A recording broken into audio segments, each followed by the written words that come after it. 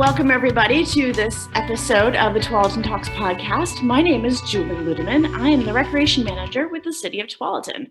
I'm here today with Parker Johnson, YAC member, and Ben Bowman, and I'm going to turn the mic over to Parker for this next episode. So, Parker, go ahead and take it away. Thank you, Julie. I'm Parker Johnson. I'm a junior at Tualatin High School, and I'm here with Ben Bowman. Ben, can you tell us a little bit more about yourself?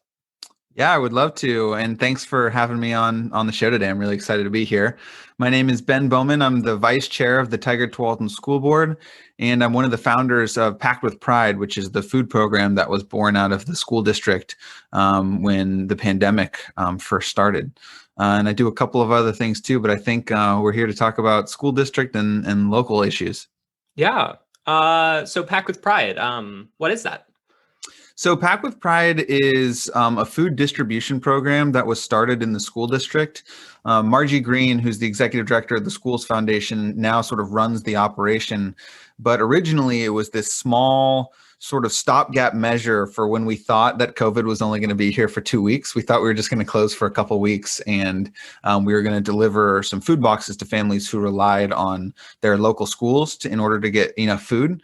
So with schools closed and no access to like hot lunches, we were going to deliver these food boxes for a couple of weeks. And of course, the pandemic has lasted a little bit longer than 2 weeks, and the program has only grown from there. Yes. So how long has that been? It's been a little bit over a year now. It's been over a year. Yeah, we had our 1 year anniversary in mid-March last month, and here we are. Now we're doing over 850 sets of food boxes each week, which are built. Still going strong. Yeah, and each box is built to feed a family of 5. So we're definitely impacting a lot of families. We were told we're one of the largest food pantry programs in the Portland metro area, and we think the biggest on the west side of the river. So it's really gone from nothing to really significant in a short amount of time. That's amazing. So how would someone get in contact with this if they wanted to volunteer and help out? That's a great question. So we have a link to a Google form where people can opt in to receive our emails. That I'll send to you so you can maybe put in the show notes, or Julie can put in the show notes.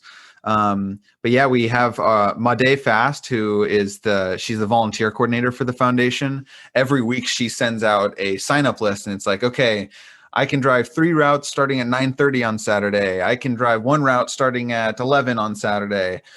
We've got folks on Friday who can hand out boxes to people who come and do our contactless drive-through and kind of put boxes in the back of cars, and folks to pick up food from grocery stores. There's a bunch of different roles, and so we've got this one sign-up mechanism that makes it really easy for folks. So we'll definitely get that info to you. That's great. So I know that the weekend things where everyone goes out and they pick up the boxes and drive it to people's houses. I was going to say, you volunteered before, right? You've actually helped deliver food. I've helped out a few weekends on that, and it's super fun. I definitely recommend that as a good, fun way to volunteer and help out the community. Definitely. My mom's also done a few of the week stuff. So what would that be exactly? I know there's packing food. Yeah, there's if for folks who can remember what the inside of the old cafeteria at Tigard High School looks like, it's this kind of it's this very big open room, and they've built these tables, these little circular cafeteria tables in a circuit around the outside of the room. And this was, we designed it so that we could social distance while we built these boxes, but basically they put boxes on carts and rollers, and you kind of take one item from each table and roll it around the room. And by the time you've got the end of the room, you've got something from each station and you've completed a box. So we need people who can pack up boxes. We need folks who can sanitize. It's really evolved. I used to, during the summer, and actually before the summer, at the beginning of the pandemic, I was going in every day. But I actually haven't been. I've got a day job now that kind of requires me to be at my computer during the day. So Margie Green and her team have really made it a sophisticated and efficient operation now. But I know that they are eager to get volunteers who can spare some time. Yeah, that sounds super great. I might try and do that one day. Yeah, definitely. So what about the people on the other side? Like, how do you sign up to maybe get the food deliveries, like if you're in need? Great question. So at each school, there's both elementary, middle, and high school. There's a designated staff person. Usually, it's a counselor or a family liaison who sort of is the point person for that.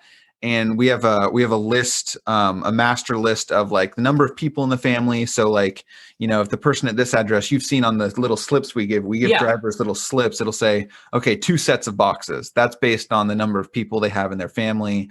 Okay. But basically they just can let any person at their school know, a teacher, principal, etc., and they'll connect them to the right person and make sure, are you lactose free? Are you halal? Are you like, what are your food preferences? We can get that all logged in the system. And then from there, we prefer that folks can come do the contactless pickup on Fridays, but we know that that's not possible for every family based on transportation issues or just timing.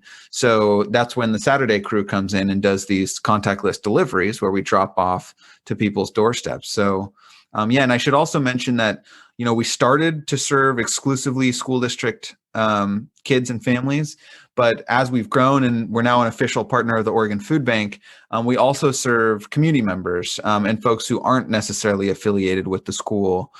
There's just a specific time slot for those folks to pick up on Friday evenings.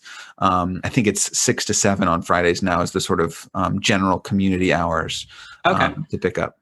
So would those people, because you were saying for people within the school district, they would contact teachers or like people at the school district for that. How would someone who's not really connected to the school district contact with you to have it set up? Good question. For the community folks, they actually don't have to be put on any list. But the downside of that is, it's a sort of first come, first serve. So when the community slot is open at 6 to 7, there's only been a couple weeks where we've ran out of food and haven't had enough for folks to come by. Most weeks we do have enough. But yeah, they can just come by during the open community hours and basically they'll let us know how many folks are in their family, and we'll get them, as that it's not just a traditional like a few cans of food in a box. It's like you've got the USDA box, which has perishables, vegetables, protein, dairy, etc., and then you've got the Pack with Pride box that we create that's got bread, canned food, rice, noodles, all that kind of stuff. So usually we've been really fortunate to give robust, healthy boxes with lots of food and lots of nutritious food for folks who need it. Yeah, it's great to see a lot of variety in those boxes going out. So the food in there, like, where does that come from? You said you were partners with the Oregon Food Bank. This is this is where it gets like very complicated, and Margie Green and one of the other founders, Maureen Wolf, who's the current chair of the school board, have created the system where, like, if I was to list, I would not even come close to remembering everybody, but we get some food from the Oregon Food Bank. We get some food from Grocery Outlet that we purchase through them. We get some food from the U.S. Department of Agriculture boxes. We get some food from, there's a couple of local farms. We get some food donated from Starbucks sometimes. We get food. There's like 10 or 15 different groups or organizations that, depending, Safeway, I think they still donate bread. And so we've got all these different folks, and what Margie is trying to do is how can we get the most nutritious and complete food in a box? So whereas usually you might just say, okay, we'll have a partnership with this group or this organization, Margie's been really, I think, strategic in saying we're going to build relationships with a bunch of different food providers. And whenever some folks have extra, we're going to rely on them and just try to build the most complete box possible. So there's a lot of different places the food within the boxes come from, which I think is pretty special. That's great. So if someone isn't able to, like, maybe give their time, like, what would be the best way to support you guys in that? Like, maybe, like, is there a way to donate money or food that would directly go to helping you guys out at Pack with Pride? Yes, financial donations are very much appreciated. And again, we'll give you that link so folks can get right to it. but I think we've raised, I think we're over $500,000 now since That's the pandemic amazing. began. And we've had some really generous gifts from like Lamb Research. I don't know if you know Lamb Research, but they're one of the biggest employers in the school district. And give us very sizable checks that have allowed us to continue. The city of Tigard gave us a raft grant for about $25,000, I think, which was significant. And so we've got some big dollar donors like that, but we've had hundreds of people give $5, $25, $50, $100. We've had folks who give recurring monthly donations and give a certain amount every month. And it's just really cool. I had a friend of mine actually, who drove by, he saw my car in the Tigard High School parking lot. And he's like, this is at the very beginning. He's like, what are you doing here? And I explained to him, and he pulled out like $4 in ones and gave them to me in cash. And I was like, I don't know what I'm supposed to do with this.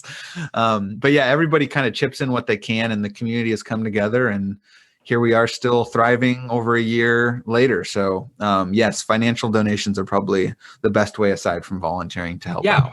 So obviously you can go up to Ben in the Tualatin parking lot and give money. But is there like a way to like donate online, or like a link that we can put in the description for that? Yeah, I'll send you the link. It's the same.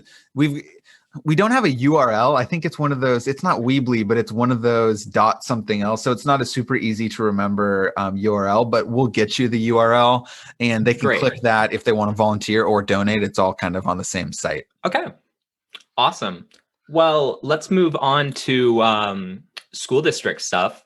Cool. So not next week, but the week after that, we will have some kids going back to school. And I had a few questions that I'd kind of crowdsourced from students and teachers on their kind of questions and what they want to know. Just first off, like a more generalized thing, is there like any reasons for people to be worried or stressed out going back to school? I don't think worried or stressed out. So the good news is we do have some students who are back in school already. The youngest, our youngest learners are back in hybrid model at the elementary schools. And I think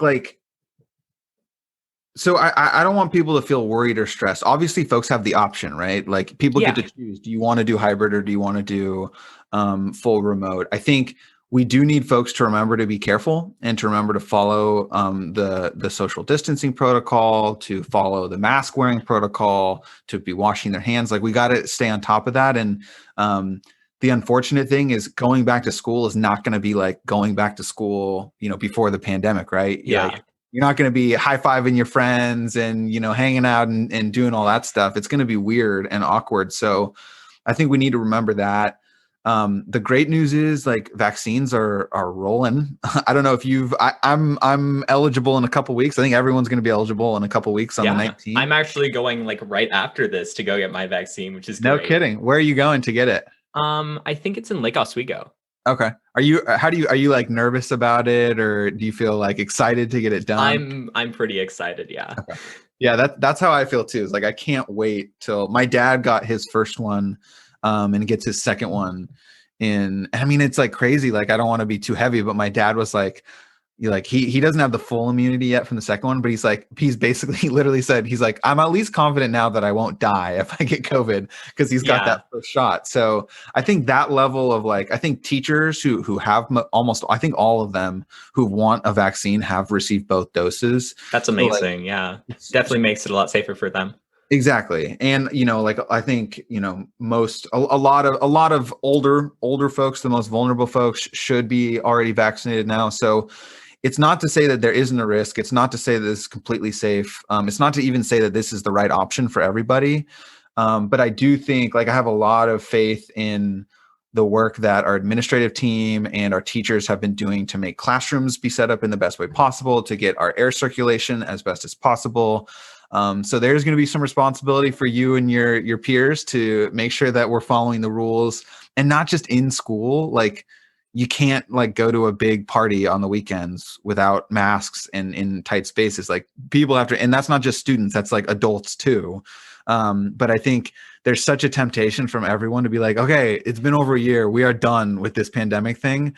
and I feel it, but we're not there yet. Like we gotta get shots in arms, as they say, and then we'll Yeah. have a big party. From definitely what I've heard from people, like main questions are like things outside of school. That like people have seen that the school is taking a lot of precautions like in school, but the things that they're most worried about are the things that the school really can't control, like waiting at bus stops or if kids get to school earlier and just like waiting outside. Like there's no way to really control that. So is there like a way to, I know there's not really much control over that, but maybe a way to like maybe calm people's worries about that. Yeah, I mean, I think we just need, like, I don't think we would find a single student who would say, oh, I didn't know I was supposed to social distance, or I didn't know I was supposed to wear a mask. I didn't know I was, like, we all know what we're supposed to be doing now. There's going to be some things to learn when you get back in the school environment, that like, one-way hallways or like bathroom protocols or where you're eating lunch. Like there's going to be some stuff that's new, but we all know the basic things we're supposed to be doing. And I think we should just apply those, whether we're in the grocery store or a classroom or a bus stop. The good news is, like, outdoor locations, like if you're waiting outside, like at a bus stop, like, and you're masked, your risk is really low. At least that's my understanding of what the CDC is saying. Like outdoor mask wearing and distanced, very little risk. So I think just being aware and, helping hold each other accountable, because like for me, I'm a very like, like I love giving high fives and kind of like, nudging my friends and stuff like that. So I think people are going to need reminders, because it's not going to be natural to be back together, but like staying apart from each other. So I think we just got to help each other out and make sure folks are remembering what to do. But I do get a sense that everybody's just so ready to be together again that I am hopeful that folks will take it seriously and do the right thing. So yeah, I wouldn't be too worried about it, but I would be aware and being careful. Of course. So one last thing, I had someone who asked, is it better for kids to get like a personal ride to school, either drive themselves or have their parent go, or take the bus? Because the bus has the bus driver on it, and they're able to at least have a little bit of order on how that goes. But what would you say on that? It's a good question. I think that's a decision that folks are going to have to make for themselves. Like what I would say is, so there's the Department of Education in Oregon has come out with this big document. It's called Ready School Safe Learners. And basically it's like, here are all the rules that districts and schools have to follow because of COVID to make sure that it's safe. And included in that Ready School Safe Learners document are some protocols for transportation, for like being on a bus. So like, for example, when the weather permits, you're supposed to have all the windows down. Like even if it's a little cold outside, you're supposed to be bundled up and have the windows down so there's like good ventilation. So I do think folks are doing everything that they, and those rules, by the way, the Oregon Health Authority, like the public health professionals were helping write that and determine what fits in there. So these are people who know what they're talking about, and they have not said like riding buses aren't safe. So I don't think, again, like we wouldn't be doing it if this was like a high risk situation for folks. But that being said, some people, like I think Dr. Fauci talks about like a continuum of risk, a spectrum of risk. So like everything we do has some amount of risk, but what we're trying to do is minimize the amount of risk. So like everyone's got to make their own decisions in their life about how much risk is tolerable to them and is responsible for the community. So I think for some folks, like if you can get a ride with your parents and that's comfortable for you, like, that's great.